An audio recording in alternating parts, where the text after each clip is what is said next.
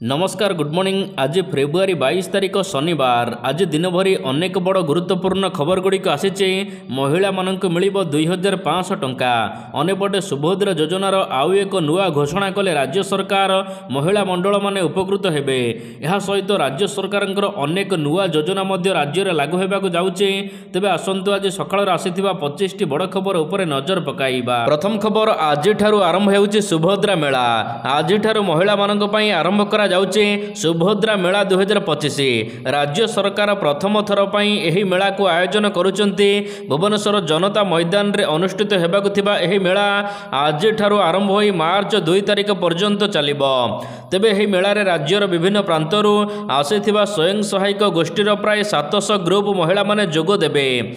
तेबे एथिरे 300टी स्टॉल पड़िबो, जेउथिरे प्रदर्शित हेबो विभिन्न उत्पादित सामग्री। 9 दिन पर्यंत भव्य आयोजन करा जाउछि प्रदर्शनी पड़िया रे। यह सहित ओडिशार विभिन्न अंचल रे मध्य एका संगरे 4टी स्थान रे आज ठारू एही मेला आयोजन करा जाउछि। पुरी, मालकानगिरी, संबलपुर एवं बलांगीर रे आज ठारू सुभद्रा मेला 2025 आरंभ होईछि। परवर्ती खबर, मार्च 31 तारिख पर्यंत चलिबो आवास पंजीकरण। आवास योजना रे पंजीकरण को नै पंचायत राज मंत्री रवि नायक दिले बड़ सूचना। मार्च 31 तारिख पर्यंत आवास पंजीकरण चलिबो। मंत्री कहिसंती गत सरकार रे आवास बंटन रे पातर अंतर करा जाउथिला। लोकमानकर नाम पंजीकरण हेउथिला किंतु लोकंकु घर मिलु नथिला। मोहन माझींक सरकार नुआ योजना अंतर्दय गृह योजना आनिचंती। सबु लोकंकर पक्का घर स्वप्न पूरण करा जिवो। पाखापाखि 6 लाख लोकमानकर तालिका प्रस्तुत करा जाइछे। समस्तंक मिलिबो पक्का घर। परवर्ती खबर, राज्य में कमिला ड्रप आउट। विधानसभा सूचना देले मंत्री। राज्य में कमिचे स्कूल ड्रप आउट। विधानसभा एने उत्तर रखिंट मंत्री नित्यानंद गंड। तांको सूचना मुताबक 2020-21 रे 21,09,796 छात्र छात्री थिबा बेले 2023-24 वर्ष रे 21,10,493 छात्र छात्री रहिचंती। पूर्व अपेक्षा छात्र छात्री संख्या बढ़ीचे। ड्रप आउट कमाइबाकू विभाग पक्षर पदक्षेप निया जाइछे। यह सहित से आहरी मध्य कहिसंती जे 14टी जिले में 5टी स्कूल रूपांतरण पई 3088 कोटी टंका दिया जाइछे। प्रथम पर्याय रे 781, द्वितीय पर्याय रे 2268 और तृतीय पर्याय रे 2065 स्कूल पई आर्थिक व्यवस्था करा जाइथिला। परवर्ती खबर, 25 तारिख पर्यंत राज्य में वर्षा पाई सतर्क सूचना जारी। प्रचंड वज्रपात को नहीं आज 25 जिला को सतर्क सूचना जारी करा जाइछे। एही जिला गुड़िक हेउचे सुंदरगढ़, मयूरभंज, केन्दुझर, बालेश्वर, भद्रक, जाजपुर, अनुगुल, ढेंकानाल। ए सब जिला गुड़िक आज घड़घड़ी सहित कुआपथर वर्षा हेबार संभावना रही। तेबे 25 तारिख पर्यंत राज्यर विभिन्न जिला गुड़िक एही भली वर्षा लगी रहिबो। 24 घंटा मध्य सर्वाधिक 54 मिलीमीटर वर्षा केन्द्रापड़ार मार्साखाई ठारे रेकर्ड करा जाइछि। परवर्ती खबर, बालीजात्रा रे केते कोटी टंका फाइन आदाय करा जाइछि। मंत्री सूर्यवंशी सूरज रखिले उत्तर। चलित थर कटक बालीजात्रा रे मोट 2438 स्टल खोला जाइथिला। जोरिमाना आदाय को नहीं सोफियाଙ୍କ प्रश्न रे संस्कृति मंत्री सूर्यवंशी सूरज उत्तर रखिचंती। नीलाम आधार रे 1188 और स्थिरीकृत दर रे 1250 स्टल होइथिला। जोरिमाना बाबद को मोट 6,38,26,000 टंका आदाय होइछे। अनेपटे बालीजात्रा को जातीय मान्यता मिलवा को नहीं मध्य आशा रही। गृह रे बालीजात्रा प्रसंग रे संस्कृति मंत्री प्रतिक्रिया। जातीय मान्यता देवा यूनेस्कोर काम। परवर्ती खबर, महानदी रे निर्माण करा जिवो 16 डैम। राज्य स्वार्थ को दृष्टि रखी महानदी रे आउ 16टी डैम एवं 15टी ब्यारेज प्रकल्प निर्माण करा जिवो। यह सहित महानदी रे 41टी इन स्ट्रीम स्टोरेज स्ट्रक्चर निर्माण करने को योजना करा जाइथिबा मुख्यमंत्री मोहन चरण माझी सूचना देइचंती। मुख्यमंत्री कहिचंती राज्य सरकार 31टी बृहत एवं मध्यम जल प्रकल्प, 27टी ब्यारेज एवं 72टी ISS ढांचा एवं 79टी क्षुद्र जल प्रकल्प करने को योजना करिचंती। एथिपई 51,000 कोटी टंका व्यय बराद करा जाइछि। आउ आगामी 5 वर्ष मध्य एसबु पदक्षेप नेबाकू एने विधानसभा तथ्य रखिंट मुख्यमंत्री। परवर्ती खबर मांडियारू तैयारी कराजिबो मद एणिके मांडियारू तैयारी हेबो मद 2025-26 अबकारी पॉलिसी को नहीं अबकारी मंत्री पृथ्वीराज हरिचंदन साक्षात्कार रे बसिथिबा बैठक रे एभली किछि योजना प्रस्तुत करा जाउथिबा से कहिसंती। बैठक रे विदेशी ब्रांड मद कारखाना किपरि ओडिशा रे प्रतिष्ठा होई परिबो, अपमिश्रित मद किभली भाबरे बंद होबो, एथिपाई पुलिस रे कोन परिवर्तन करा जिवो ए नै आलोचना करा जायछि। अबकारी कमिश्नर नरसिंह भोलांक कहिबा अनुसार मांडियारू मद तैयारी करबाकू खूब शीघ्र राज्य सरकार शिल्प विभाग सहित आलोचना करिवे। मांडिया ज बाजरा भली खाद्य शस्यरू मद तैयारी करबाकू कंपनी मानक सहित आलोचना मध्य होईछि। परवर्ती खबर ओडिशा को मिलिला अनेक बड़ रेल प्रकल्प। रेल मंत्रालय ओडिशा रे अनेक प्रमुख रेल भित्तिभूमि प्रकल्प को मंजूरी देइचंती। एही प्रकल्प गुड़िक परिवहन नेटवर्क को समृद्ध करिबो। तेबे रेल मंत्रालय 250 किलोमीटर लंबा गोपालपुर रायगड़ा नूतन रेल लाइन सहित नौपड़ा गुणुपुर रेल लाइन रो दोहरीकरण को अनुमति देइछि। एहा व्यतीत गुणुपुर थेरुबाली नूतन लाइन 73 किलोमीटर को मंत्रालय मंजूर देइछि। ଏହି ପ୍ରକଳ୍ପରେ 1326 କୋଟି ଟଙ୍କା ଖର୍ଚ୍ଚ ହେବ। ଗୁଣୁପୁର ଏବଂ ଥେରୁପାଲିକୁ ସଂଯୋଗ କରିବ, ଯାହା ରାୟଗଡ଼ା ଜିଲ୍ଲାକୁ ଯଥେଷ୍ଟ ଲାଭ ଦେବ। ଏହି ପ୍ରକଳ୍ପ 5 ବର୍ଷ ମଧ୍ୟରେ ସମାପ୍ତ ହେବ। परवर्ती खबर बदलिब मिशन शक्तिर ना हेब सुभद्रा शक्ति। स्वयं सहायक गोष्ठी मानकु नहीं सुभद्रा शक्ति मेली हेउचंती। एसएचजी महिला एथिरे जोग देबे, हेले एही मेली रे मिशन शक्तिर ना व्यवहार कराजिबो नाही। ए नहीं उपमुख्यमंत्री देइथिबा नुआ द्वंद्व सृष्टि करिछि। चर्चा हेउछि आगकु हुए तो बंद होई पारे मिशन शक्ति, आउ नुआ ना आसिबो सुभद्रा शक्ति। परवर्ती खबर राज्यर 2000 सरकारी स्कूल रे नाहांती स्थायी प्रधान शिक्षक। राज्य में मोट 2158 गोटी सरकारी हाईस्कल गुड़िकरे काम चला प्रधान शिक्षकों द्वारा परिचालित करा जाउछि। गत नवेम्बर 11 तारिख में ओडिशा उच्च न्यायालय अंतरीण रहितादेश बलवत्तर रहिथिबा जोगु राज्य में खाली पड़िथिबा प्रधान शिक्षक पदवी पूरण करा जाई पारु नाही। विधायक सिद्धांत महापात्रंक एक अणतारका प्रश्न रे गृह रे उत्तर रखिचंती गणशिक्षा मंत्री नित्यानंद गण। परवर्ती खबर हाजर हेले अच्युत सामंत। किट कॉलेज रे नेपाली छात्री आत्महत्या घटना राज्य अतिथि भवन रे हाजर हेले किट प्रतिष्ठाता अच्युत सामंत। नेपाली छात्र मृत्यु मामला रे प्रतिष्ठाता को उच्चस्तरीय कमिटी पाखरे हाजर हेबा पई निर्देश दिया जाइथिला। गतकाली राज्य अतिथि भवन रे बसिथिबा राज्य सरकारंकर उच्चस्तरीय कमिटी रे संध्या रे हाजर होइथिले किट प्रतिष्ठाता अच्युत सामंत। छात्री मृत्यु मामला रे पचरा उचरा करा जाइथिला। परवर्ती खबर भेंडिया युवक पाउथिले वार्धक्य भत्ता। बिंझारपुर आसिला वार्धक्य भत्तार केलेंकारी युवक माने नेउथिले वार्धक्य भत्ता। मोट 994 जन अयोग्य हिताधिकारी वार्धक्य भत्ता पाउथिबा नै सूचना मिलिछि। यह जना पड़िबा परे एही अयोग्य हिताधिकारी को बिंझारपुर वीडियो नोटिस पठाइचंती। भत्ता टंका न फेराइले तांको विरोध रे आईनगत कार्यानुष्ठान हेबो बोली वीडियो चेतावनी दैचंती। बिंझारपुर ब्लॉक रो 29 पंचायत मोट 894 जन वार्धक्य भत्ता को नहीं केलेंकारी करिसंती। परवर्ती खबर महांगा को नहीं अरुण शारदा मुहांमुही। महांगा को नहीं विधानसभा रे मुहांमुही हेले अरुण और शारदा। शुक्रवार दिन विधानसभा शून्यकाल रे उठिला महांगा प्रसंग।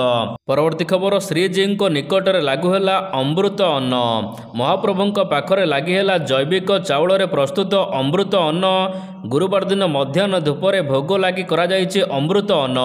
सुआर महासुआर निजक 5 प्रकार जैविक चाउल रे प्रस्तुत करा जाइथिबा अन्नर भोग लगाइचंती।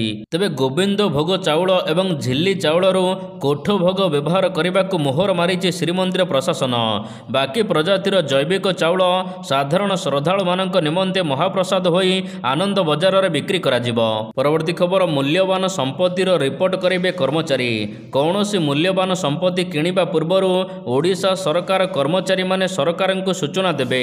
राज्य सरकार कर्मचारी मानक सेमानकर 2 मासर मूल दरमा ठारू अधिक मूल्यर ସ୍ଥାବର ଅସ୍ଥାବର ସମ୍ପତ୍ତି ସହିତ ଜଡ଼ିତ କୌଣସି କାରବାରର ରିପୋର୍ଟ ମାଗିବାକୁ ଯାଉଛନ୍ତି। ପରବର୍ତ୍ତୀ ଖବର, ବିସ୍ଫୋରକ ବୟାନ ଦେଲେ ପିସିସି ସଭାପତି। କଂଗ୍ରେସ କାର୍ଯ୍ୟାଳୟରେ ପିସିସି ସଭାପତି ଭକ୍ତଚରଣ ଦାସ ପ୍ରେସ୍ ମିଟ୍ କରି ବିସ୍ଫୋରକ ବୟାନ ଦେଇଛନ୍ତି। ଭକ୍ତ ଦାସଙ୍କ କହିବା ମୁତାବକ ସଂକଳ୍ପ ଯାତ୍ରା ଦଳକୁ ଏକଜୁଟ କରିଥିଲା। ସମସ୍ତଙ୍କ ଭିତରେ ଏକତା ପାଇଁ ଏହି ପଦଯାତ୍ରା ହୋଇଛି। ସଂଗଠନ ତିଆରି କରିବାକୁ ନୂଆ କିଛି ପ୍ରୟାସ କରୁଛୁ। 30 ଜିଲ୍ଲାର ନେତା ଓ କର୍ମୀ ପଦଯାତ୍ରାରେ ଯୋଗ ଦେଇଥିଲେ। ଲୋକଙ୍କ ପଇସାରେ ରାଜନୀତି କରିବ କଂଗ୍ରେସ। ଦରକାର ପଡ଼ିଲେ କଂଗ୍ରେସ ଭିକ୍ଷା ମଧ୍ୟ ମାଗିବ। ତେବେ କିଏ ଘୃଣା କରିପାରେ, କିଏ ଅପମାନ କରିପାରେ, ଆମେ ସବୁ ସହିବାକୁ ପଡ଼ିବ। ଆତ୍ମସମର୍ପଣ କରି ଦଳକୁ ଗଢ଼ିବାକୁ ପଡ଼ିବ। ତାହେଲେ ଦଳର ଋଣ ଶୁଝି ପାରିବେ ବୋଲି ଭକ୍ତ ଦାସ କହିଛନ୍ତି। ସେ କହିଛନ୍ତି ସମସ୍ତଙ୍କ ସହଯୋଗ ଆସିବ ଏବଂ କଂଗ୍ରେସ ପୁଣି ଆଗକୁ ବଢ଼ିବ। ପରବର୍ତ୍ତୀ ଖବର, ପ୍ରତ୍ୟେକ ମହିଳାମାନଙ୍କୁ ମିଳିବ 2500 ଟଙ୍କା। ଦିଲ୍ଲୀର ନୂଆ ବିଜେପି ସରକାର ଗୁରୁବାର ଦିନ ଶପଥ ଗ୍ରହଣ କରିବା ପରେ କାମ ଆରମ୍ଭ ହୋଇଛି। 6 ଜଣ ମନ୍ତ୍ରୀ ମଧ୍ୟ ଶପଥ ଗ୍ରହଣ କରିଛନ୍ତି। ଏହାପରେ ପ୍ରଥମ କ୍ୟାବିନେଟ୍ ବୈଠକ ଗତକାଲି ଅନୁଷ୍ଠିତ ହୋଇଥିଲା। ମୁଖ୍ୟମନ୍ତ୍ରୀ ରେଖା ଗୁପ୍ତା ଏକ ବଡ଼ ଘୋଷଣା କରିଛନ୍ତି। ପ୍ରଥମେ ଦିଲ୍ଲୀରେ ଆୟୁଷ୍ମାନ ଯୋଜନାକୁ ସର୍ବସହମତିକ୍ରମେ ଗୃହୀତ କରାଯାଇଛି। ଦିଲ୍ଲୀରେ 5 ଲକ୍ଷ ଟପ୍ ଅଫ୍ ଦିଲ୍ଲୀ ସରକାର ଦେବେ, ବାକି 5 ଲକ୍ଷ କେନ୍ଦ୍ର ସରକାର ଦେବେ। ସେହିପରି ଦ୍ୱିତୀୟ ଏଜେଣ୍ଡା ହେଉଛି 14ଟି ସିଏଜି ରିପୋର୍ଟ ପେଣ୍ଡିଂ ରହିଛି। ବିଧାନସଭା ଆରମ୍ଭରେ ଏସବୁ ରିପୋର୍ଟ ଉପସ୍ଥାପିତ କରାଯିବ। ଏହା ସହିତ ମହିଳାଙ୍କ ନିମନ୍ତେ 2500 ଟଙ୍କା ଦେବା ପାଇଁ ନିର୍ବାଚନ ପ୍ରତିଶ୍ରୁତି ଦେଇଥିଲା ବିଜେପି।